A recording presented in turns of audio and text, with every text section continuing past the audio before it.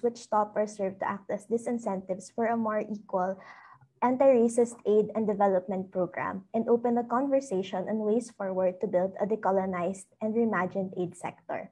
So just a few reminders before we start today. This webinar will be recorded and live streamed on Facebook, and this will also be turned into a podcast, which our previous webinar series have already turned into, and you can see them on Spotify, Google Podcast, and Anchor. So, few reminders for our Zoom protocol. Keep your microphones on mute so that you can hear each other clearly. And later we will have a facilitated discussion. And please feel free to raise your hands or chat in the chat box if you have any questions or interventions. You can also unmute yourselves if you have any questions for our speakers later. So after this, we'll also be having a short Mentimeter. And so we will be showing a QR code, which you can scan with your phones, and also a link that you can use for your laptop so that you can participate in the Mentimeter. So encourage everyone to participate in that activity later on. And so in order to start this discussion, I'm glad to introduce to you our moderator for today, Rodolfo Lahoy Jr., who is the current head of the Policy, Communications, and Training team at IBON International, a Southern-based capacity development organization working with movements and CSOs for people's rights and democracy. So let us all welcome Rodolfo. Indeed. Good evening, good morning, good afternoon to everyone. I am Rodolfo, your moderator. I believe the concerns of the Global South on development and socio-economic rights are close to the hearts of many of us here. And our discussion today is advances these things, and has at least two premises, as Tala highlighted. First, we are acknowledging already a reality that is felt in the Global South, that there are prevailing economic structures and ideologies and unequal racist power relations which manifest in the current aid system. Secondly, that we are saying that we need to address these barriers to really advance development owned by the people and advances their rights. And indeed, we are joined today by a panel from both Southern and Northern organizations working on aid and development cooperation. We will hear their thoughts on how we could confront the colonial legacies and even perhaps contemporary neo-colonial relations so that we could reimagine, decolonize aid. But before we go to our panelists and our discussion, we hope to begin with a temperature check, a sort of check the current insights of our participants today. We will flash quick questions via the Mentimeter app. This is the activity that Tala was mentioning earlier. The only thing we need to do, aside from clicking the link and getting into the questions, is to really answer the questions with the first ideas that come to your mind. Is that great with everyone? We're just sharing those questions. So if you missed the instructions on how to access this, I believe our colleagues could send the link, or you could follow these instructions here in the screen that is shared. You could go to menti.com and type in the code that you see on the screen. And our first question is the following. In one word or phrase, for our participants, what does the decolonization of aid mean for you?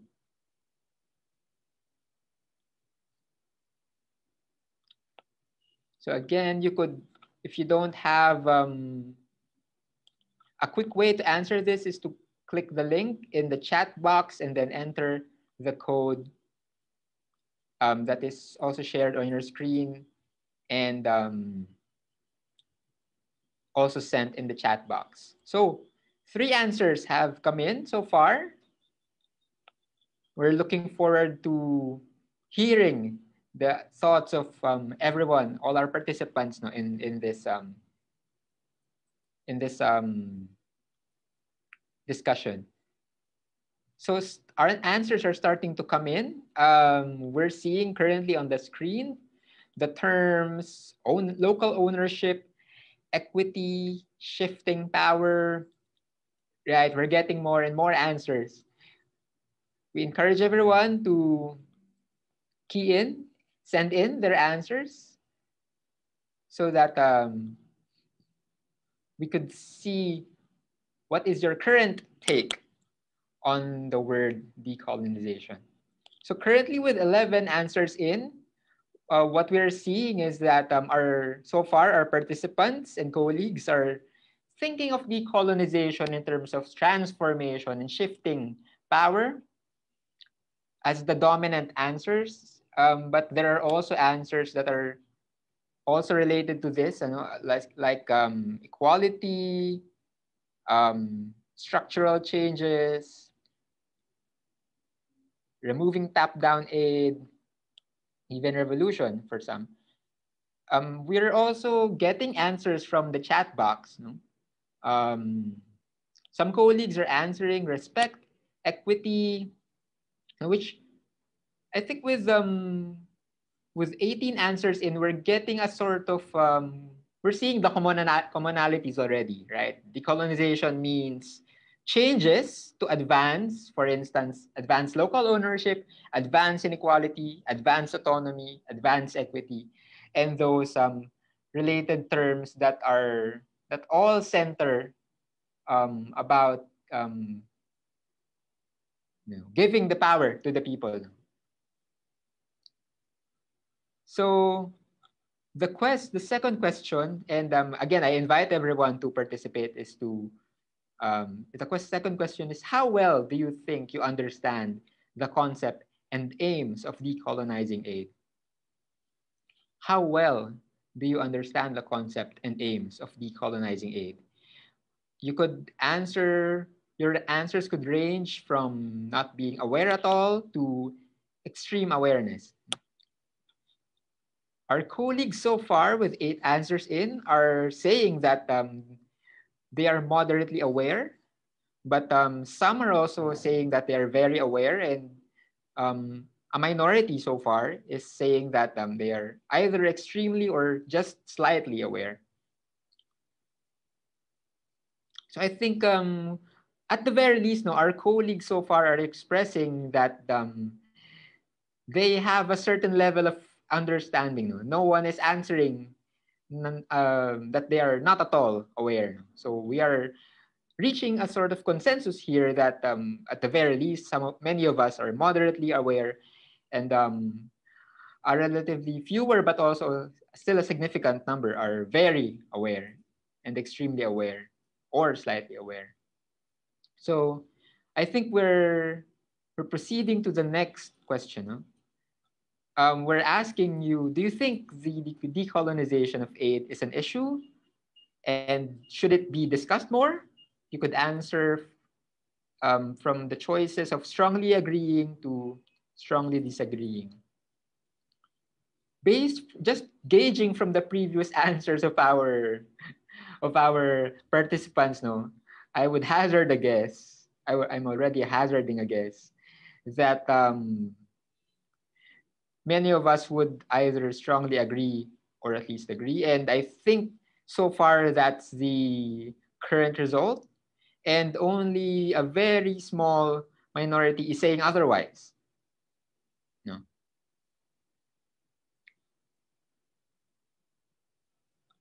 All right. So thank you for participating in those Mentimeter questions. I hope the quick questions sort of juggled your thought process for a bit and primed you for this important conversation that we're having.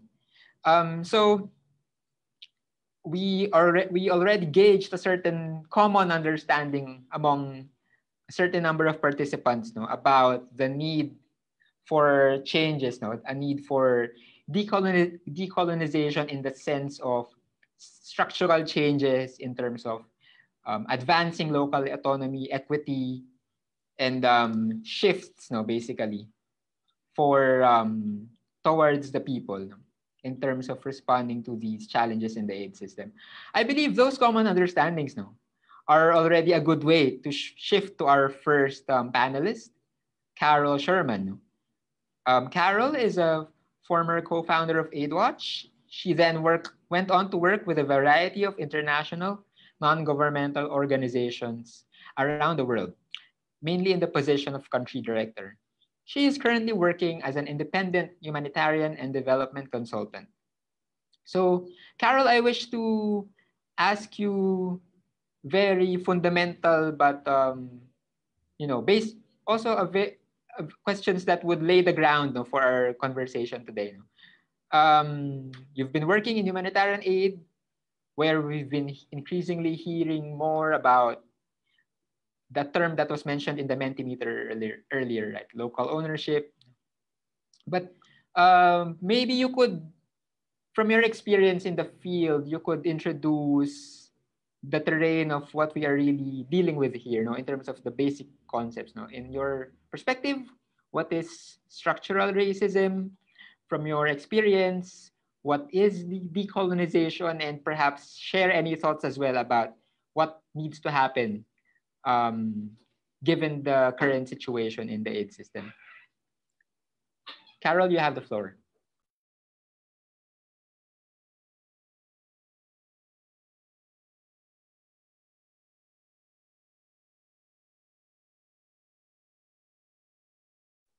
Carol, you have to unmute. Yeah, I have. There you go. Yeah, okay. Great. Hope everyone can hear me now. It's great to be here with you. And it seems that we have a range of participants here that have very different understandings, or some with some understanding of decolonization, the white gaze, racism, and so forth. Everybody really thinking it's an important issue.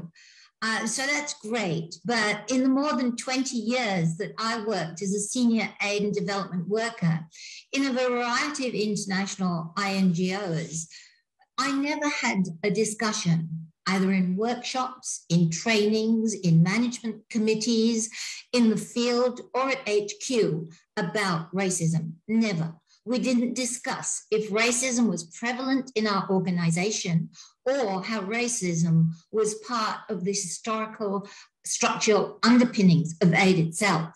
So these discussions and awareness have come up quite quickly, I would say, because these were absent conversations in my experiences. And a lot of people I've spoken to have also said the same. For instance, decolonization was not a term used, nor was the white gaze or white saviorism. In the 2 years since I've been out of the aid industry, there seems to have been a rush of articles, reports, podcasts, self-reflection meetings that have been set up, and statements by Northern CEOs committed to standing in solidarity with those in the global South to end all forms of racism. That happened before those statements, but it's happening. It certainly happened more recently again. Shifting more power, shifting money closer to the communities where it will be used is under discussion again, and agencies are busy recruiting for advisors and other positions to ensure anti-racist policies and strategies are in place. So it's great everybody wants these discussions to keep going, and they certainly do. They're certainly needed. But many are also asking, is this just another round of talks? Yeah, we're talking and we're talking, but who's seeing what actually change on the ground? Are we just tinkering at the edges of what some would say is a broken and outdated system of both humanitarian and aid and development? Or will real change be a result of all this talking? Because that's what we must see. More or less, many donors, UN, multilaterals, INGOs have all had policies in place regarding inclusion, diversity, and equity for many years, perhaps more focused for many on gender rather than race. Yet despite all these policies and the programs we've all been implementing to ensure rights, to ensure empowerment and social justice, they don't seem to have changed the status quo of white privilege. There's people in the industry such as Dagan Ali and Angela Bruce Rabin who have been commenting on systemic racism within aid for many, many years. So this is not a new discussion at all. It's just one that is now being taken more seriously.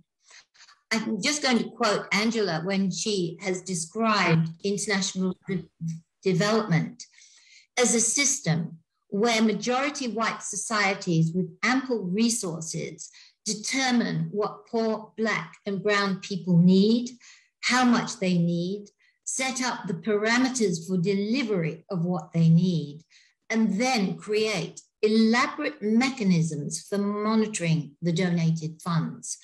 This is such a strident statement, I feel. And sadly, though, that it's not only in the big systemic picture that we're seeing forms of racism, but we're seeing it directly in the workplace as well. The UK agency Bond found 68% of people of colour that they reached out to in the aid industry.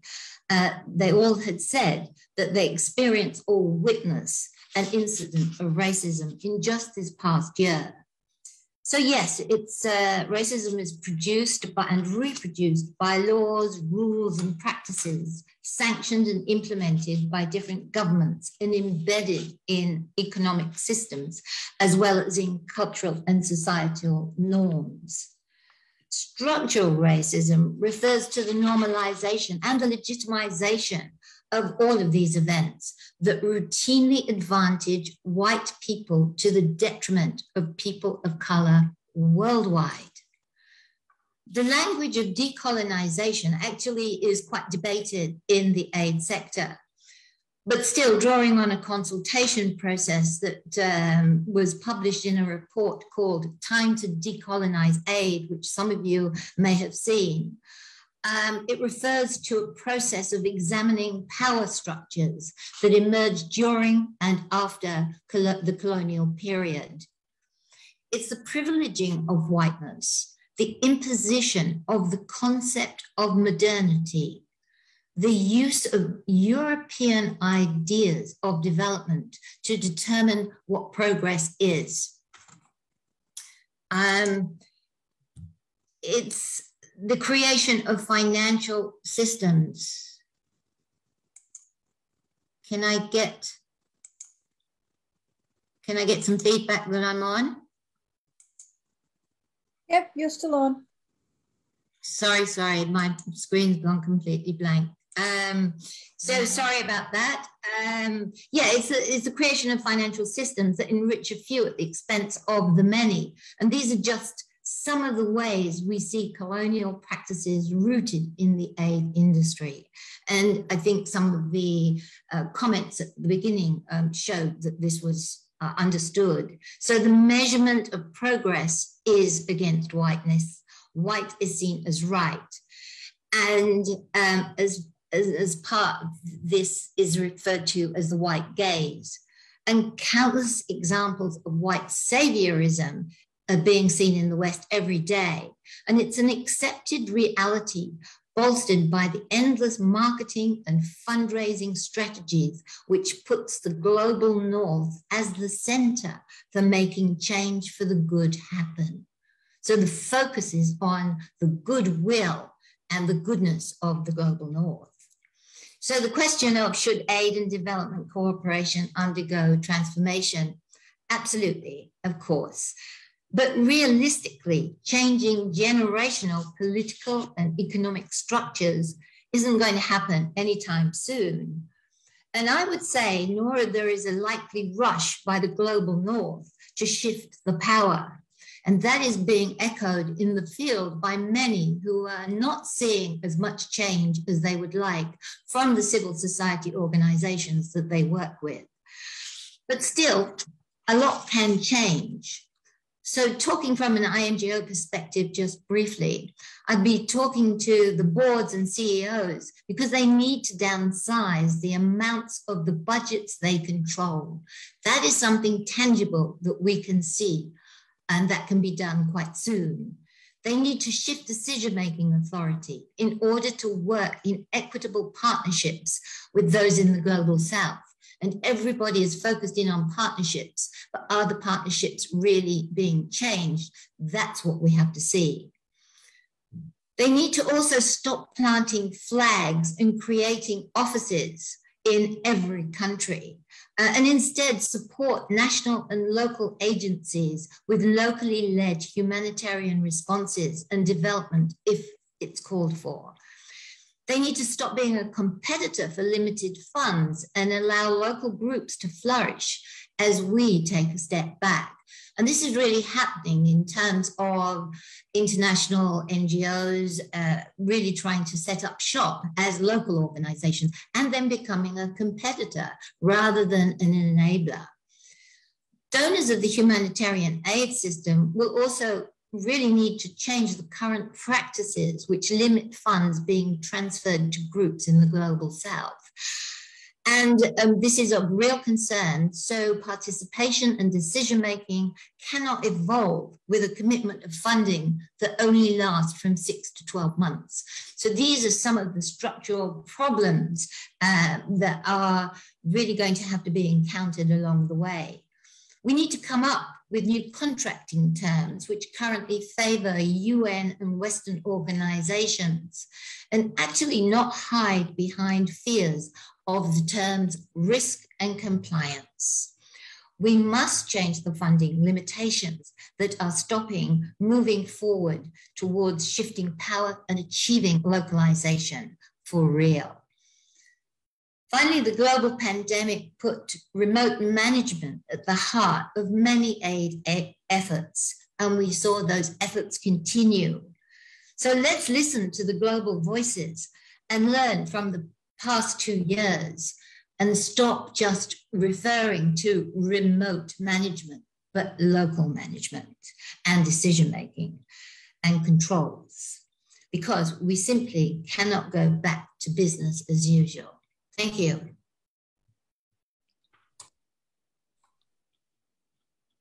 Thank you, Carol, for sharing your thoughts with us. Just very quickly, what do you think was the motivation behind the recent rise in rhetoric, when it comes to, the discourse of decolonization and, addressing racism? Where do you think that comes from in terms of how the global north?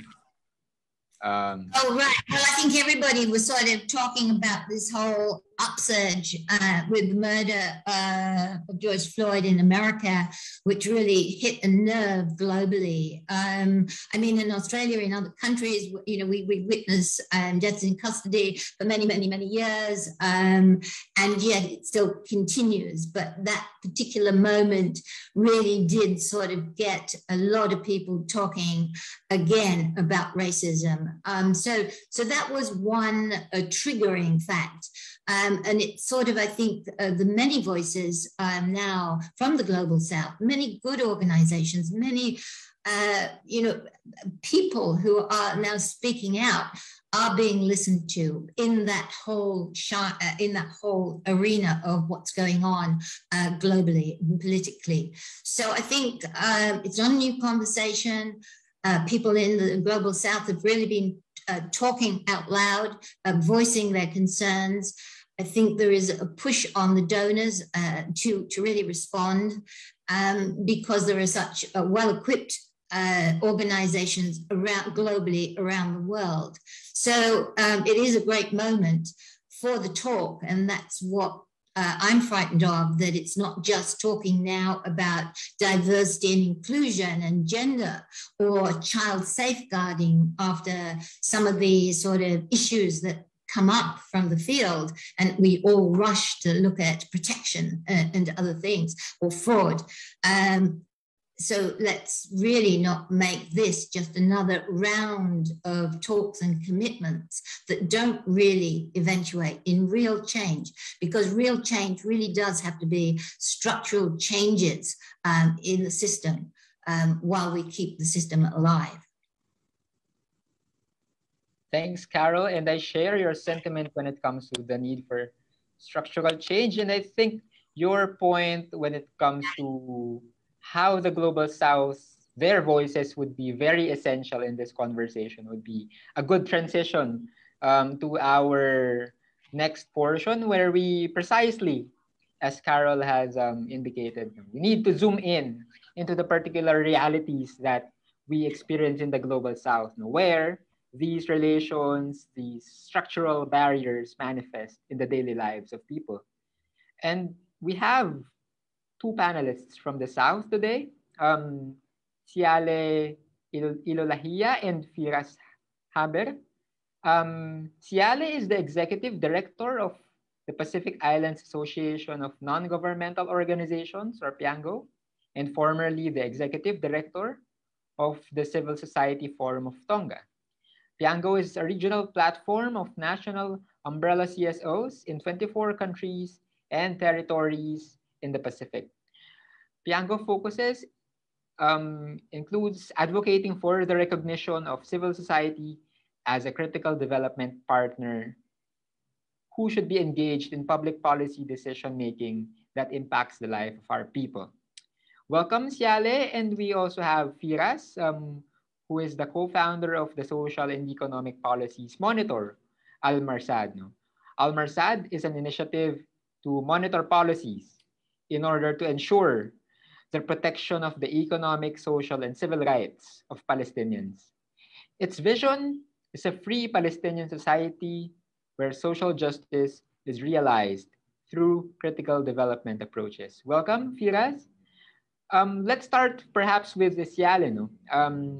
We'd like to hear your perspective, of course, from the Pacific. In what ways do the unequal power relations that Carol has cited in terms of how the economic models and ideologies manifest in unequal relations, and how do policies and priorities in aid and development cooperation affect the people, right? For instance, in the issues in the Pacific in relation to the extraction of resources, the climate issue. Maybe you could share your perspective along those lines. You have the floor, Ciale.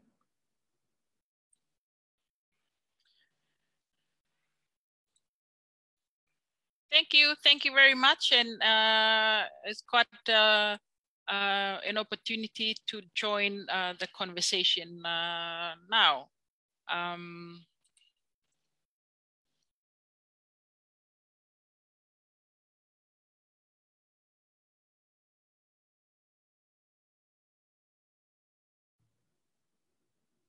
Ciale?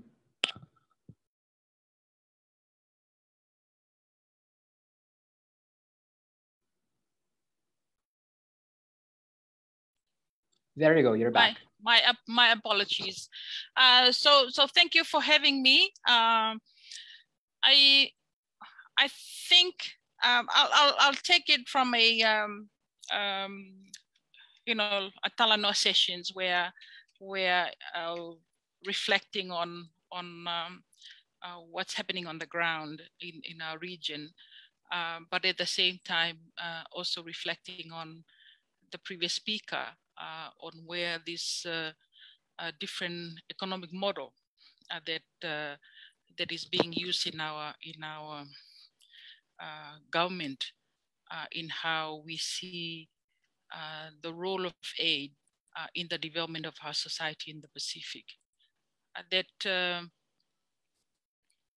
one of the things that has come to light through the COVID-19, for example, was that the inequality and the injustice of our system was not being brought to our society by COVID. COVID had just like bring to light the injustice, the culture of racism in terms of how development developed countries are looking at aid in terms of supporting, our Pacific communities, particularly in the impact of climate change, which is the, one key issues that civil society and government and everyone tend to come to agree on in our region. But then at the same time, because of the impact of climate change, we see a lot more of disasters, and we see the humanitarian aid as a case in point of how we see the biodynamics that is exist. And I one of many voices from civil society that called on government to revise or revisit the aid architectures that is being used in our system. We have evidence of concerning or alarming evidence within our budget system in terms of budget support, for example, where we have seen even some of our countries that has 40 to 60% of their national budgets being supported through budget support. So basically, the capacity of our countries to have independent, independent driven interest that are locally led in our development is in question, because when you have your budget support very high, obviously the donors and our donor countries have a lot of say, have a lot of influence in what are the priorities. So the priority gaps of what is in our countries, we tend to lose control of that, and we have seen the critique of our Asia Pacific in particular, where there's a lot of critiques saying that there's a lot of aid poured into our region, but nothing concrete seems to be moving forward. We are behind in so many things, not realizing that it's the gaps of what are the priorities of our countries relating to where the money is invested. And we see if for example, we have seen a lot in the climate change, accessing to climate financing, for example, is a huge struggle. And when you have the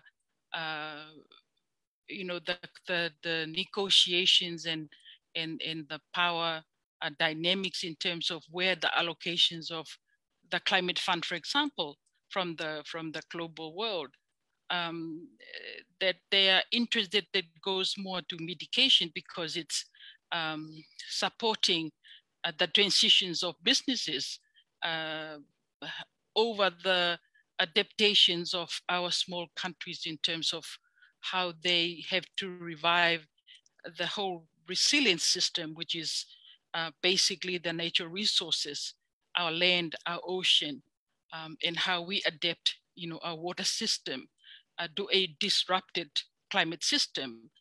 Then there is a whole lot of gaps exist there. So it has created this whole inequality and the injustice associating with climate change, and how we see aid being not allocated adequately to address some of those issues that are fundamentally disrupted because of climate change. And that's our natural resources, our primary natural resources, our land, our ocean, which is our main source of resilience to our people. And so when you also have a system that is supporting or reinforcing a market, reinforcing growth and economic benefit that has a whole lot of support towards corporate captures that have things around deep sea mining, logging, all that is related to how they see our resilience, source of resilience to our community become a commodity. And that is really something that is of concern to us.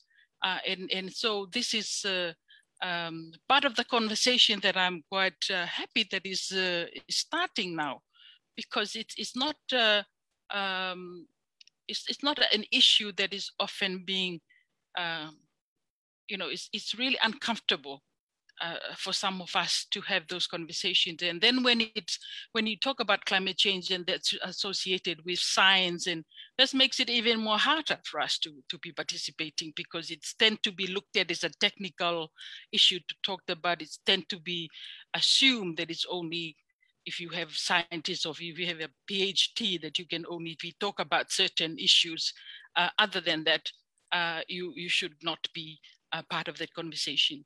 But really in the Pacific, climate justice should be a business of everybody, should be part of the normal conversation of our people. And I think this is where civil society need to take or pay more attention, is that how do you create the space to have these voices be heard so that it can be part and parcel of contributions to public spaces dialogue. I'll leave it there. Thank you. Thank you, Siale, for sharing your perspective. I just wish to also find out a bit more about your thoughts on the idea of false solutions. No, do you think in terms of the climate crisis, perhaps you are seeing projects in the Pacific that come in the name of being green projects, but are actually constitute the grabbing of your land and oceans and resources. Are you seeing those kinds of issues now, especially? Is that also an additional angle that you think should be addressed, that kind of greenwashing? Yes, it's an interesting question, because but particularly when we start talking about net zero carbon or carbon trading or carbon marketing or whatever that there's been called, it's a concept that is a bit hard for community to fully understand. But it's something that is of raise red flags, because it doesn't seem to stop fossil fuel. It's just another way of saying, let's buy from those that has less contributions to cover up or balance out. And so those are the kind of conversation that is really making it more complicated for us to participate in this kind of work. At the same time, they're talking a lot more in terms of, say, for example, our deep sea mining campaigning to ban and some call for moratorium. When the companies that are really into the business of mining, the narrative that they're using is like that they're going to save the world by taking out minerals from our ocean.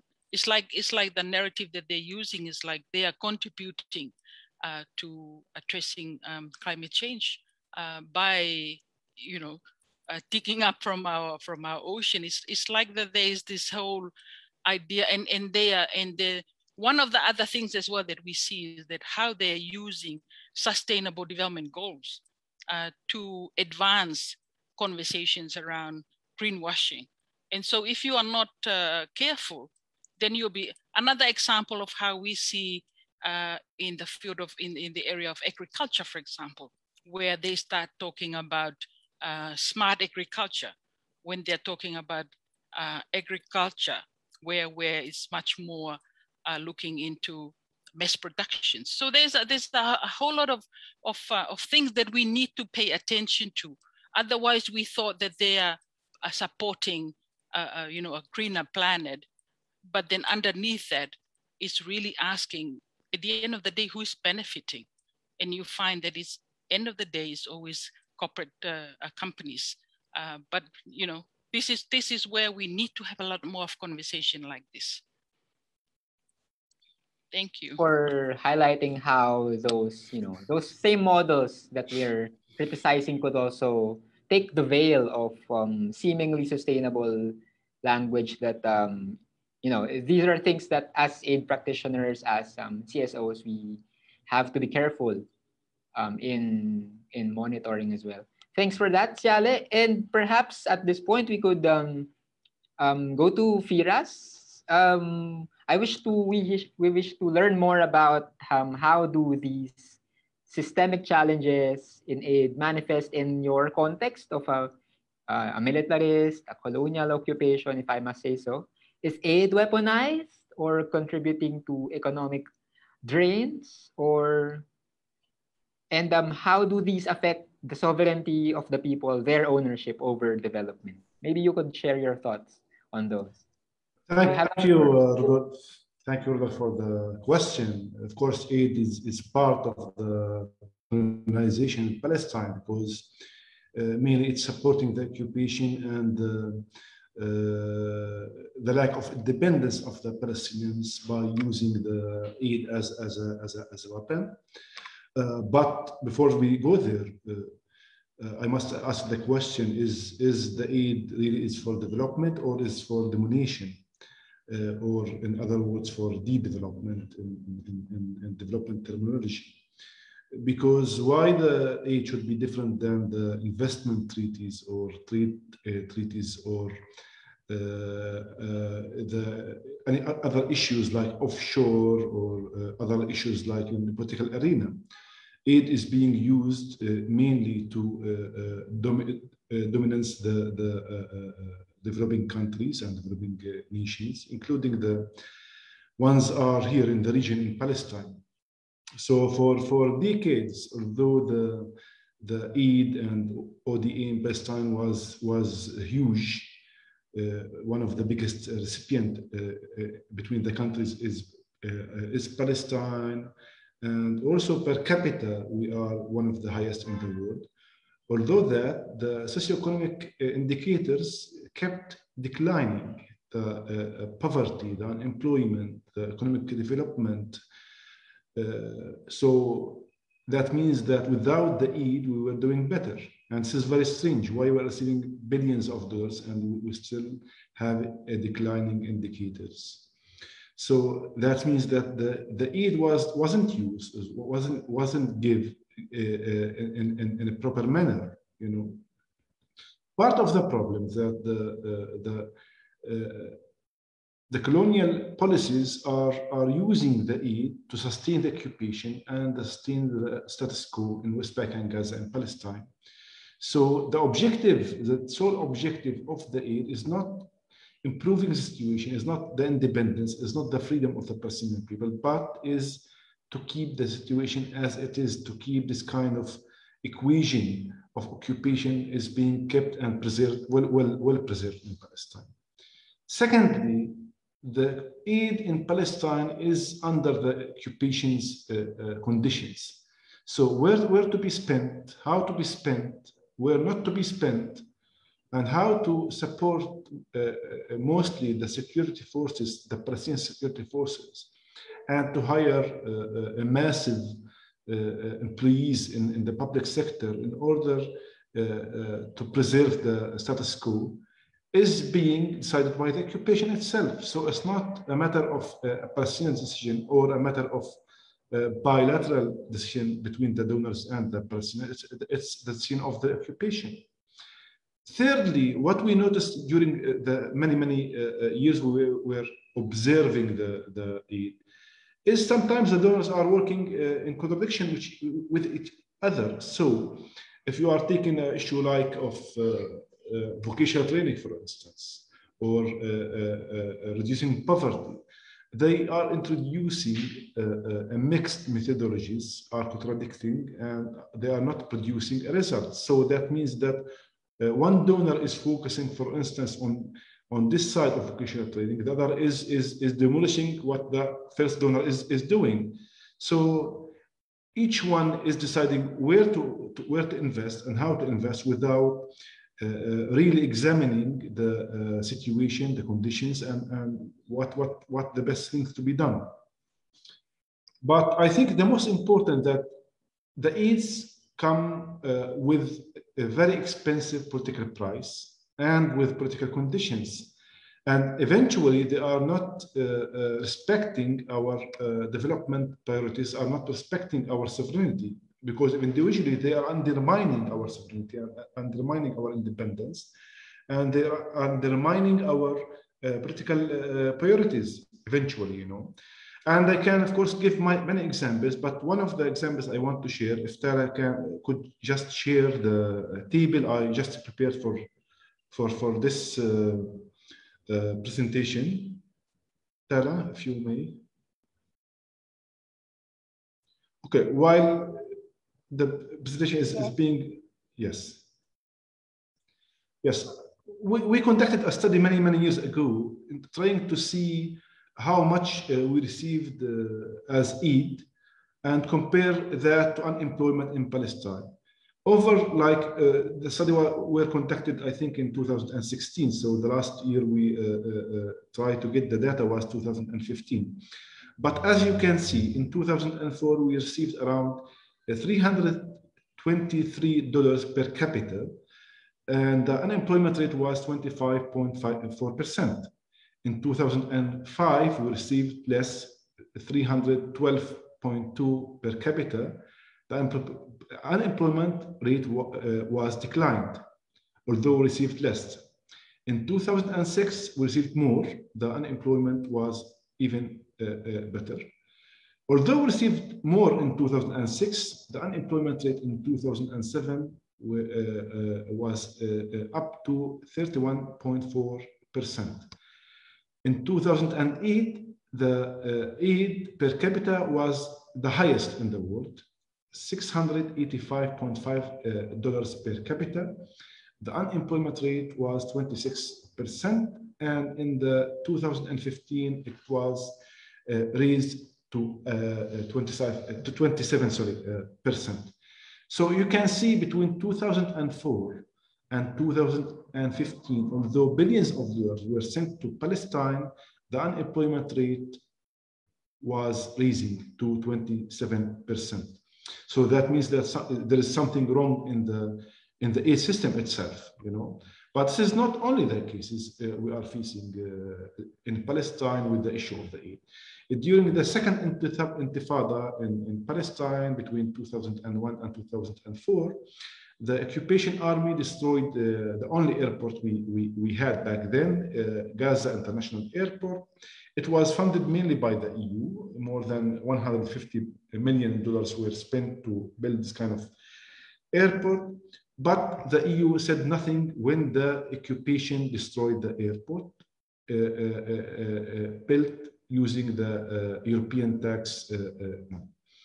So it was just like a waste of money and waste of a project.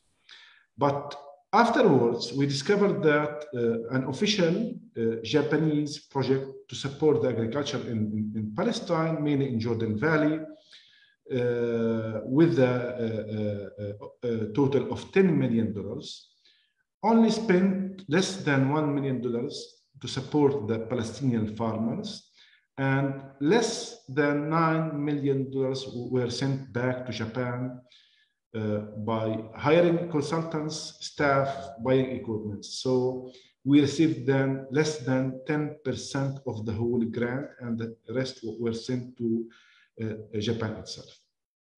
In 2003, the World Bank decided to stop the work of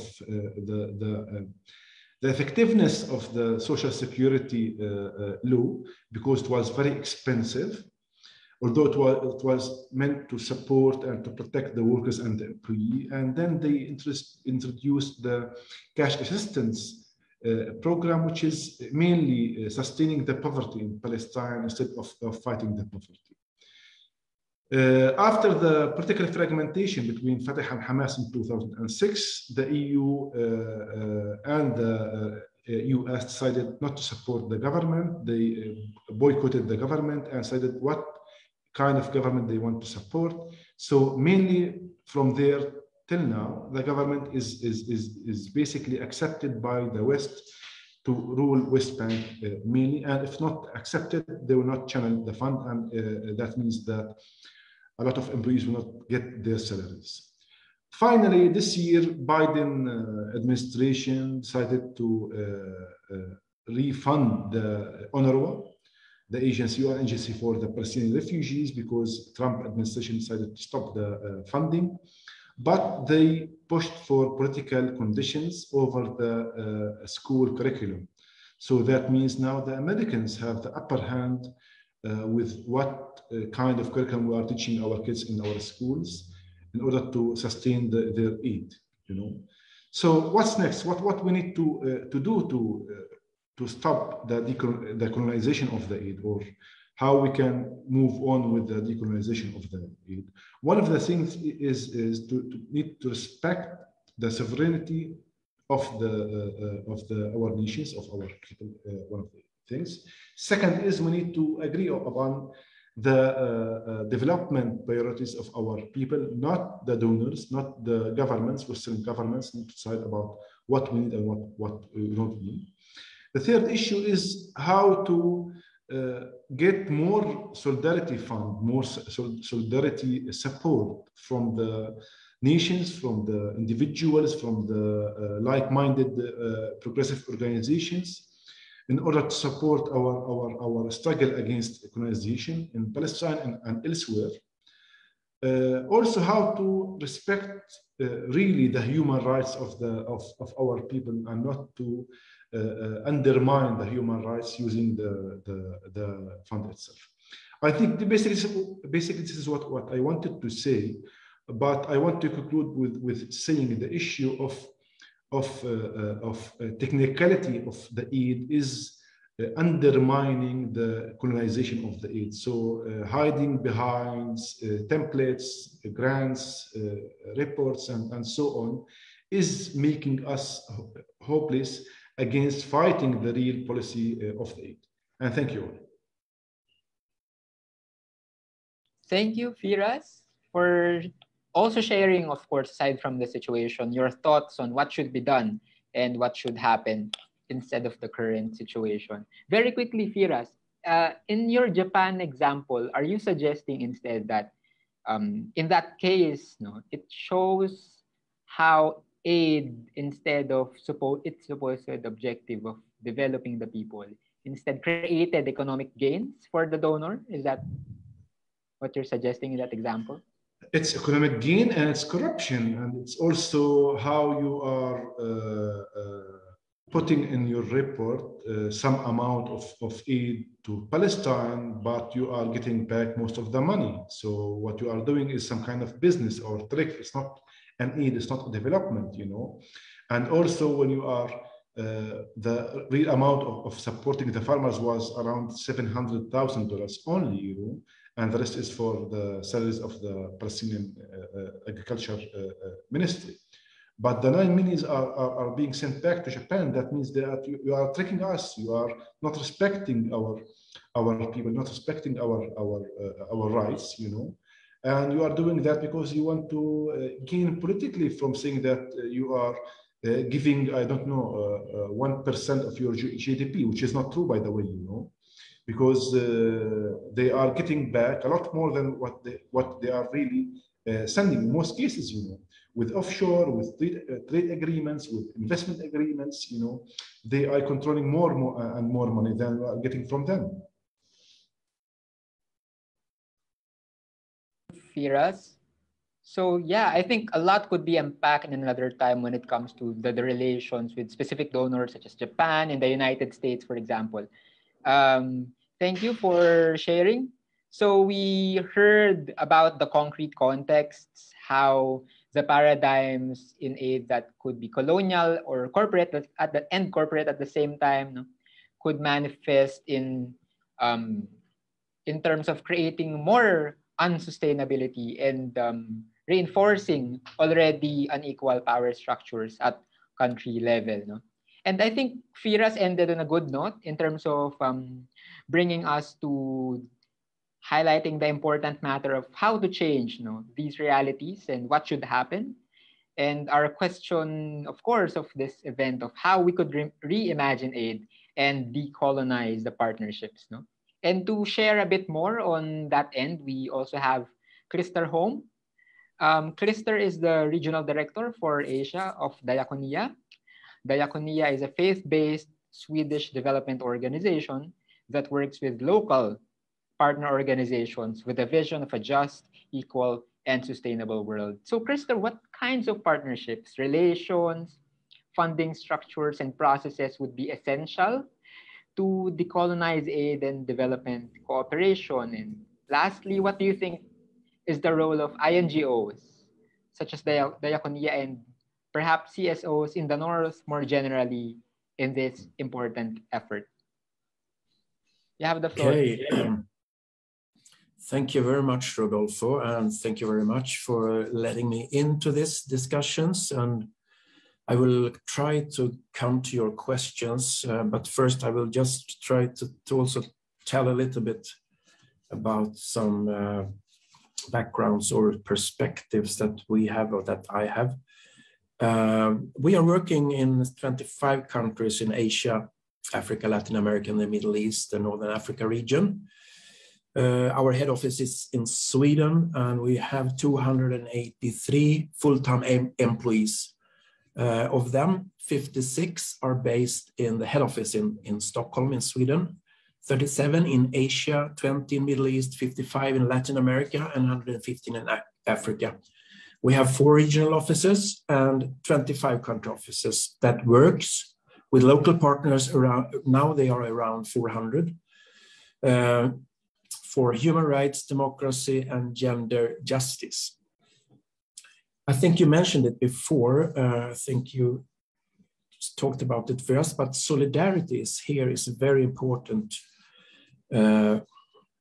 way of engaging with each other. It's for me and it's for Diakonia, it's a key word and one of our core values. And it's very different compared to charity, where discrimination and racism sometimes are hidden values when the charitable wealthy classes recognize poverty and need, but do not see themselves as causing these situations by upholding unequal and exploitative power relations that benefit themselves. Working with charity and reducing the need could, of course, be a good humanitarian act. But tackling the causes of the need, so poverty and injustice will end, is what we all know that we must focus on. And this is what we try to get resources to do by working with fundraising and applications for grants from donor countries to pursue right-based development cooperation work. We must be aware that ODA in general has been and still is a tool for a kind of charity approach by former colonial powers to address symptoms and reduce negative effects, while at the same time maintain fundamental unequal and unjust power relations that in large benefit the top 1% of societies worldwide. Here, solidarity is a key word, because when we work in solidarity with each other, we see each other as equals, with a common goal and with a common opponent. And we want to change and abolish the unfair and unequal power structures. And we know we can only do that by coming together and be united. I fully agree with the organizations Peace Direct, ADESO, the Alliance for Peace Building, and Women of Color Advancing Peace and Security, when they, in their report, which Carol also mentioned, Time to Decolonize Aid, say that global structural racism is understood as both cause and consequence of colonialism and imperialism. This report directly reflects the situation with many INGOs. This system that is still legitimizing a Eurocentric transatlantic supremacy. We are not immune from this, which means we must counteract it every day.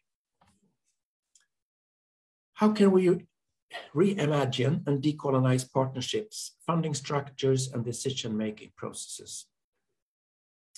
2 years ago, a magazine in Sweden, Global Bar, described how the boards and management groups of leading Swedish development corporations, CSOs, are predominantly full of white people.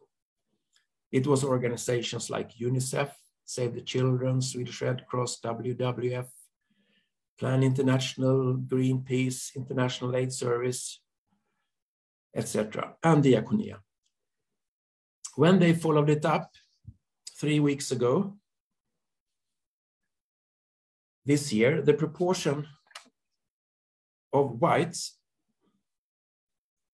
sorry, something happened with my, okay. The proportion of whites in the organization board had decreased slightly, but very slightly, from an average of 95% to about 90% in 2020. In the management groups, the figure was always identical, 94% in 2020, 95% year after.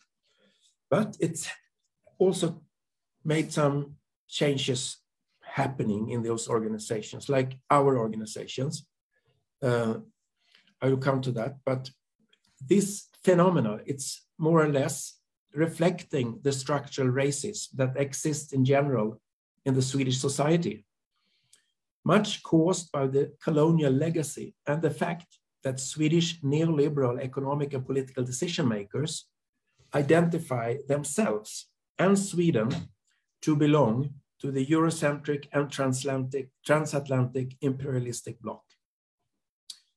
Diakonia was also scrutinized, and similar or even higher percentages occurred, although some improvements have been reported.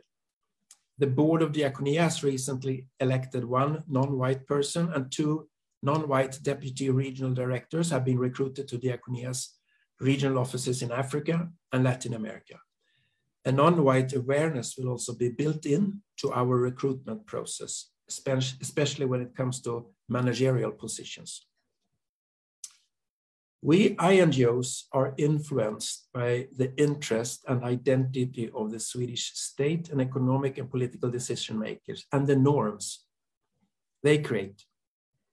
It is very important to be aware of, analyze and resist, and to counteract these norms. And here I think we can do more. To make people working in INGOs aware of the effects of colonialism and the global capitalism today.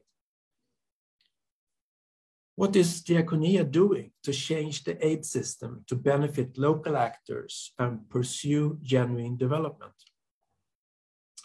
We try to influence decision makers and let our partners' voices be heard in relevant forums.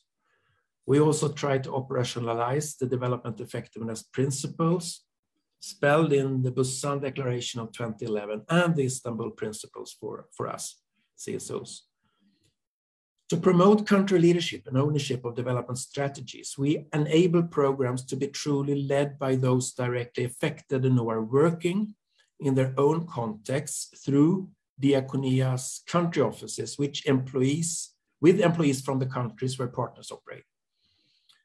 To focus on results that matters to right holders in developing countries, we encourage partner and right holders in a structured way through, for example, our PMEL handbook, to participate when creating strategies and applications to donor, we believe this could contribute to the genuine development. To build inclusive partnerships based on mutual trust, transparency, and accountability to one another, we limit the number of partners that each program officer and finance and admin officer should build relations with.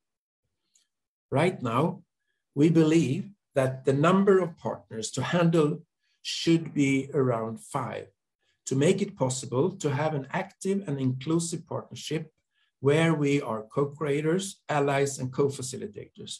The quality of partnership and solidarity, which takes time, will also give a greater impact for right holders. We also support our partner organizations to grow, guided by their own analysis and own initiatives. Our ambition is to use flexible core funding. Now 60% of Diakonia's partners in Asia do so. We constantly measure and discuss how much of the money we raise reach local partners and communities versus how much stays in our head office. And we recently started a transformative knowledge program, which involves colleagues and partners from all countries where we work, not led by the head office in Sweden, but rather a south-to-south program. By transformation, we mean changing power structures by addressing its root and structural causes. We aim to generate knowledge and competence through south-to-south knowledge development that transform power structures. Finally, by using the words from Göran Terborn, the Swedish professor of sociology at Cambridge University, I hope we shall all continue to meet in the struggles for the 2 overwhelming issues of this century: for a livable planet and for a peaceful end to half a millennium, 500 years of Western world domination, for universal freedom, human equality, and solidarity. Thank you. Thank you, Christopher, for those words. Very insightful.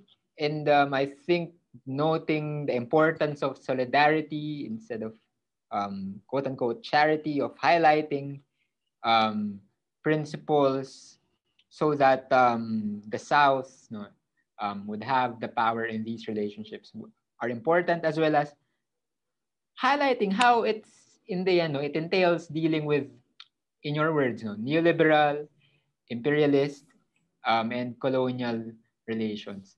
Very important points, and thank you for stressing the point as well of a need for, I think it's also a point that was shared by Carol in terms of the need to be self-aware for our organizations so that we don't reproduce the already exploitative structures that are there. Thank you, Krister. I believe I have to proceed to the open forum or the facilitated discussion part of our conversation, and our panelists have all shared important perspectives from the general purview of the situation to the concrete realities they are seeing in their country contexts. So we now open the floor for questions. And I believe currently there is a question from Artemi, and it is directed to Ciale. Artemi is saying that the Pacific seems to be the only region where direct budget support is still being used widely. In the past, it was provided in many countries. Are some past lessons on accountability of direct budget support used in the Pacific now? Are there some positive elements of direct budget support that can be used by other countries? Ciale, any thoughts?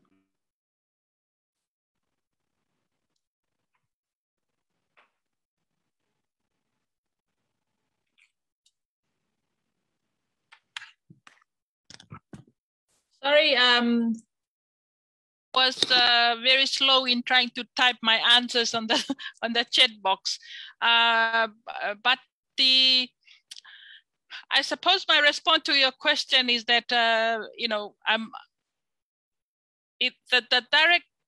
direct budget support is based on the assumption that the whole of the citizens in the country had been part of the developing of the national plan, which identify what are the priorities that can be supported by the budget support that is actually put forward in the national budget system. But in the absence of genuine engaging of civil society and the citizens in the developing of the national plan and the national priorities that should be guiding the direct budget support is the issue that we had recognized that should be addressed as one area. The assumption is based on that people are being consulted, so the national priorities is reflected the interests of the majority of the population. So in the absence of that genuine consultation, engaging of civil society, which is present across our region, then it's not a good measure of whether the direct budget support is a an effective means. The other point that in response to your questions is around that accountability of the donor country to around the Busan Partnership, for example, development effectiveness principles, that the donors should be also accountable in terms of their reporting when they're putting their funds through the direct budget support. Then it seems like that there's given the responsibility of accountability to our national government, which we have often don't seem to have the capacity to present a good accountable system. We have our annual report that are discussed in our legislatures. Very late, we see the auditing report that goes through our parliament way back into 3-4 years behind. And so those are the kind of system that we are operating. But it's also, we have seen even COVID has bring that to light. The debt, level of debt that our Pacific countries are facing in terms of how they're managing their budget in their finances is an issue. So this is where the whole context of concerns in terms of direct budget support, where it's dominating more of our national budget, and where thus the alignment of the priorities.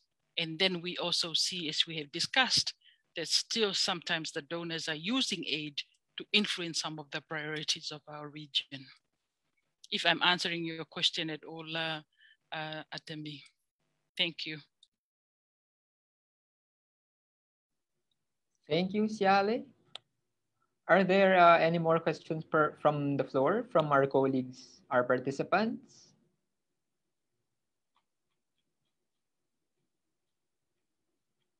So feel free to send your questions or indeed your comments. We have a very lively chat box here today. Many of our participants are engaging with each other and with the panelists. So if you have more questions, feel free to send them in and we could read them at the floor. For now, I wish to ask the question to all our panelists. When it comes to,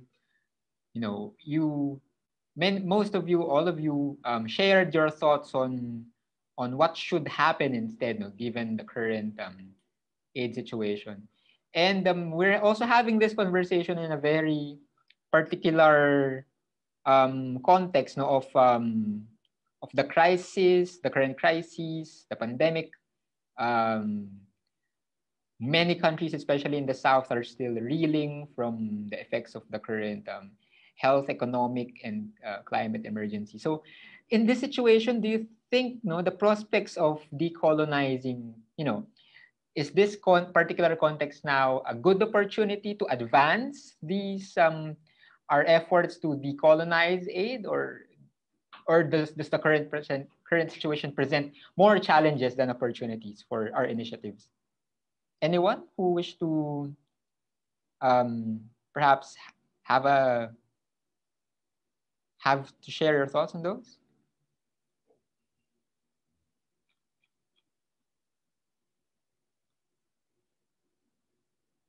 Krista is raising a hand. Go ahead. Thank you very much, Rodolfo. Yeah, I think this, what people has realized now very clearly is the unjust power structures and the unequal distribution of resources when it comes, for instance, of vaccine. That is showing a lot of people how this colonial legacy is still there. So that could be an opportunity that for more people it gets clear that we can advance this issue to decolonizing aid. But on the other hand, we have some threats also. It's the political will of providing ODA in northern countries are getting weaker, and there are quite many strong forces now who wants to decrease aid. So that's something we have to work very hard with to uphold the promises that the rich countries made once upon a time in UN 1972 about ODA. Thank you. Thank you, Krister. Any more thoughts from our panelists on that end? Feel free to raise a hand. Maybe one from the South. Firas, do you have any thoughts on that, the current situation and any opportunities and obstacles it presents? Yeah, do you hear me? Yeah. Yes, I think the issue of pandemic showed us that we need to rely on ourselves during the crisis and to build our national systems, including the social protection and social security health insurance without the interference of the donors. I think this was one of the webinars I participated with Rhetoric of aid before. So any kind of support or aid should come into the current system and organization, not building a new ones. For us, the issue of the vaccine of the COVID-19 in Palestine was not coming, not from the occupation, not from the Western countries. Only we received from COVAX some of the vaccines. That shows that we were left behind during the pandemic and under the occupation, but not only that, the occupation with a war against Gaza during this year, So I think again that any kind of module we want to build, we need to build apart from the donors, because some of I think the ideology they are presenting are not suitable for us. The issue of what is visible or not do not include our cultural and our social dimensions, including how we are living, inside our society, and how we are making the balance between the human being and environment in Palestine and in elsewhere, basically. Again, I want to stress that we have the power of building our financing network in solidarity between people. And this kind of solidarity can do a lot. And it done a lot before, even in Palestine during the 60s and 70s of the last century. It helped us a lot. And because it was not official like today, basically. Thank you. This is what I wanted to highlight, basically. Thank you, Firas. Perhaps we could share one more question from the floor, and I would read a question from Lee, who is sharing first and foremost that it has been an informative discussion about decolonizing overseas aid by addressing structural racism. But Lee is also asking, no, does this approach need to be expanded to also challenge structural class relations? As classism entrenches economic inequality, which thrives on exploitation and oppression. She's saying that overseas aid has rarely challenged the basis of inequality inherent in Western economic models. Is it time to see this as part of challenging racism? Maybe Carol will be interested to answer that, for instance.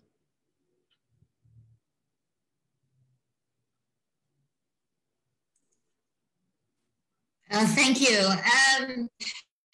If I got the question right, should we be challenging class as part of sort of challenging racism? I mean, I think we've been challenging there's so much polarization in the world, and I think just to your last question as well, is it an opportune time or not to move things forward?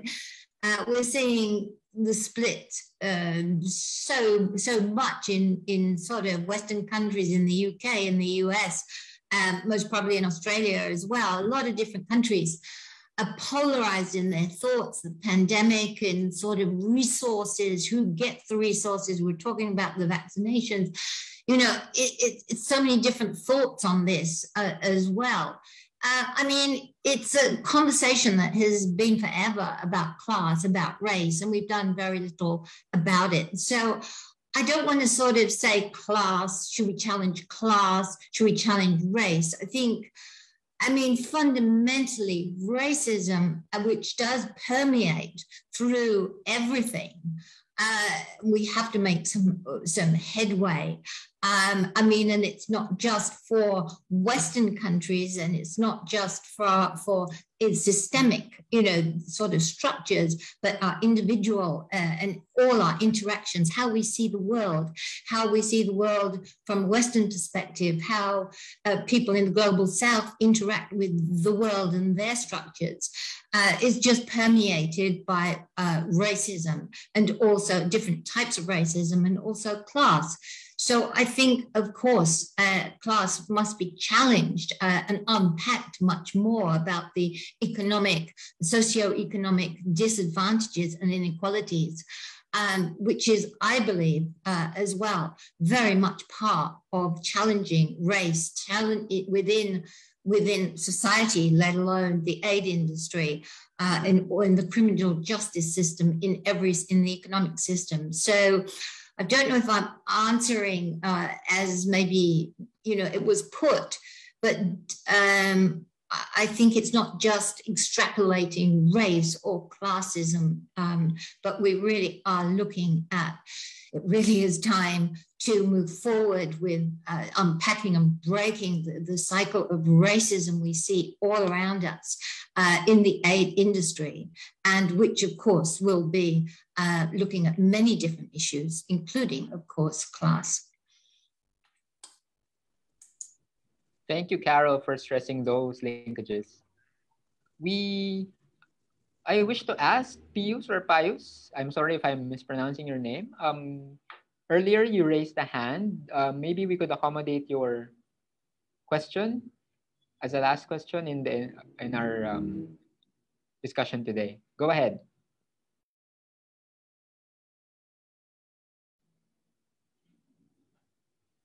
We have made your microphone available for you to share your thoughts.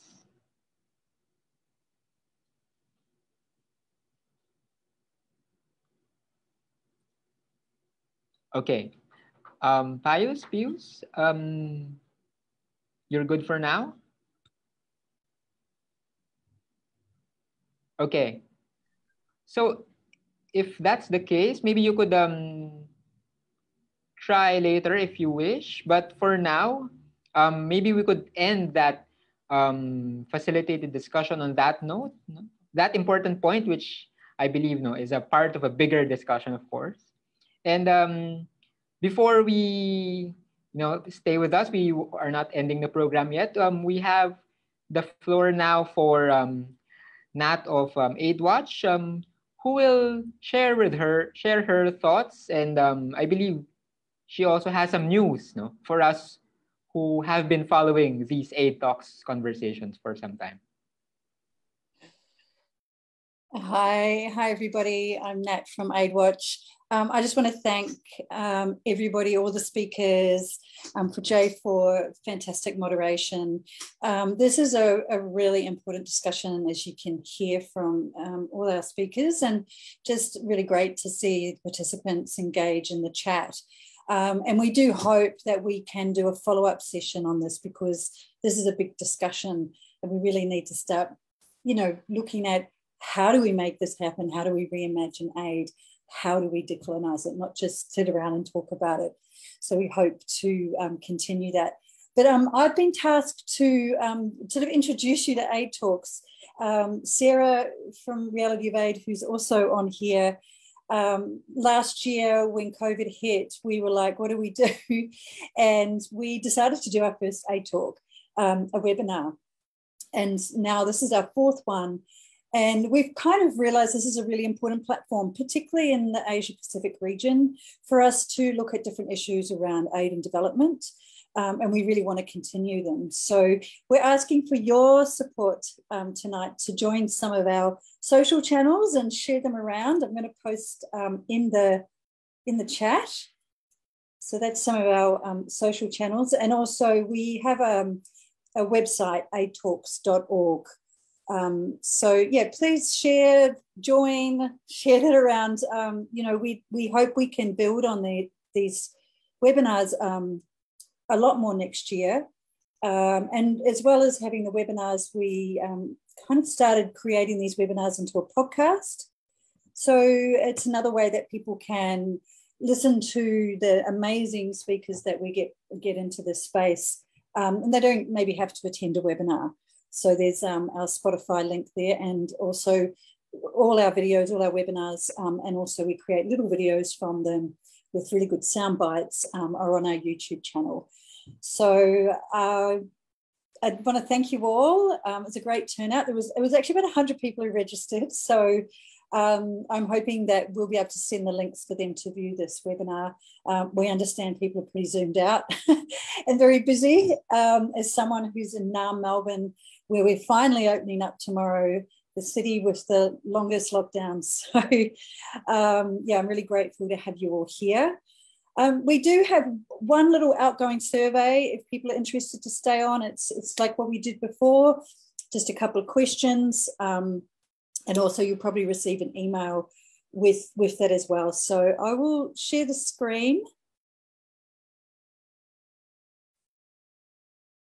Okay, so it's just a couple of questions. So if you want to just go either scan the QR code or go to menti.com and put in that number 22831715. So maybe give people a couple of minutes. It's just two questions. This is pretty straightforward.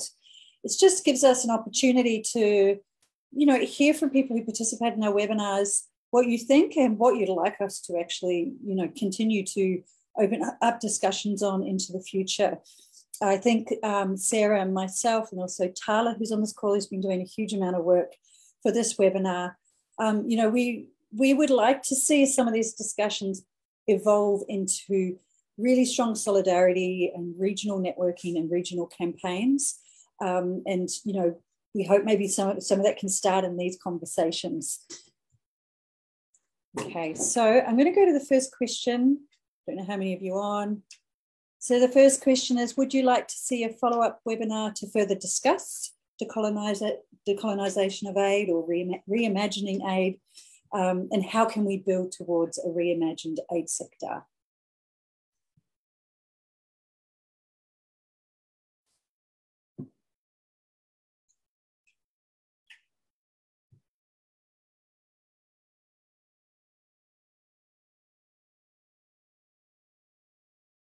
I see people are on. Maybe they're not inputting yet.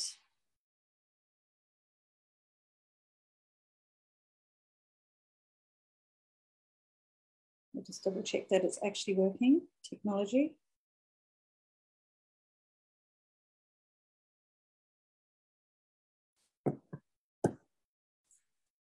Maybe everyone's a bit surveyed out. So, but anyway, something to think about. And the follow-up question was, what other issues are people interested in? So you can always contact us via the website, aidtalks.org or aidtalks@gmail.com if you have any ideas of, you know, further webinars that we could do and opening up more conversations. So yeah, we really want it to be as participatory as possible. I really want to note that there's some really amazing people who have participated in this call who have huge amounts of experience and knowledge. So I'm really grateful for you attending. Sarah, I maybe want to hand over to you for any final words.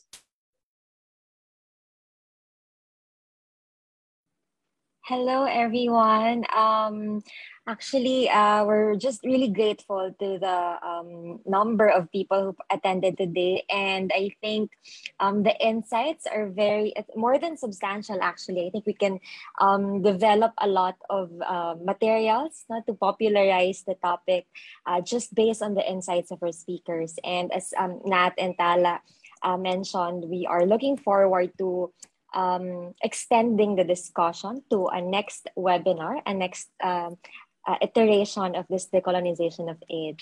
And yeah, so see you there in our next webinar. And again, please follow us on our socials. Thank you so much. Over, Nat. Thank you, everybody. And thank you so much to our speakers and the time that you've given. Yeah, it was amazing. There's so much to take in and think about. So thank you very much. Thank you very much, everyone. Bye. Bye. See you. Bye. Thanks, everyone. Bye. Thanks, Jay. Awesome moderating. Thanks, Carol. Thank you. That's great. Bye. Bye. Bye, everyone. See ya.